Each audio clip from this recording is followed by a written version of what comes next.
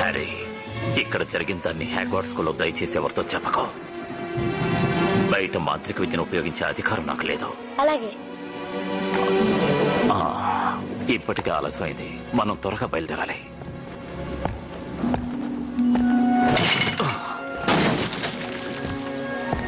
నువ్విక ఒక్క క్షణం కూడా ఆలస్యం చేయకూడదు.